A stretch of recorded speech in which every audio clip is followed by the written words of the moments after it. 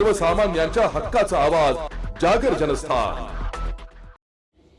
भारताचे माननीय उपराष्ट्रपती श्री सी.पी. राधाकृष्णन यांचा रविवार दिनांक 4 जानेवारी रोजी जळगाव जिल्ह्याचा प्रस्तावित दौरा आहे। या दौऱ्याच्या अनुषंगाने आवश्यक पूर्वतयारीबाबत जिल्हाधिकारी रोहन घुगे यांच्या अध्यक्षतेखाली विविध यंत्रणांची पूर्वतयारी संदर्भात बैठक आयोजित करण्यात आली होती।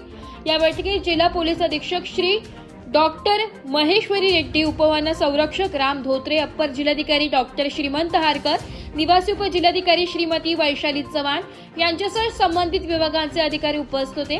जिल्हाधिकारी श्री घुगे यांनी सांगितले की उपराष्ट्रपती यांचे दिनांक 4 जानेवारी रोजी सकाळी 6 वाजता रेल्वे मार्गे जळगाव रेल्वे स्थानकावर आगमन होणार असून त्यानंतर अजिंठा शासकीय विश्रामगृहाकडे प्रयाण होणार आहे। तेथून सकाळी 8 वाजता ते अजिंठा छत्रपती संभाजीनगरकडे प्रयाण करणार आहे। या प्रस्तावित दौऱ्यासाठी सर्व विभागांनी आपापली जबाबदारी समन्वयाने व नियोजनबद्ध पद्धतीने पार पाडावी असे निर्देश त्यांनी दिले।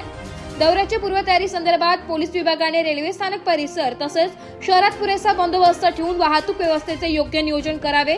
जळगाव महानगरपालिकेने रेल्वे स्थानकाबाहेरील परिसरातील रस्त्यांची दुरुस्ती, स्वच्छता, अतिक्रमण हटविणे आदी कामे तात्काळ पूर्ण करावी। रेल्वे प्रशासनाने रेल्वे स्थानक परिसरातील सुरक्षा व्यवस्था, स्वच्छता व वाहतूक नियोजनाबाबत सूक्ष्म नियोजन करून कार्यवाही करावी। नॅशनल हायवे यंत्रणेने ज्या ठिकाणी रस्ते नादुरुस्त आहेत त्या ठिकाणी तात्काळ रस्ते दुरुस्त करावे। जिल्हा प्रशासन व रेल्वे प्रशासन यांनी परस्पर समन्वय ठेवून कामकाज करावे अशा सूचना जिल्हाधिकाऱ्यांनी दिल्या।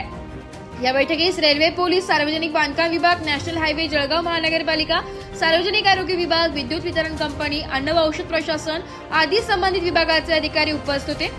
जागर जनस्थानसाठी प्रतिनिधी फराज अहमद, जळगाव।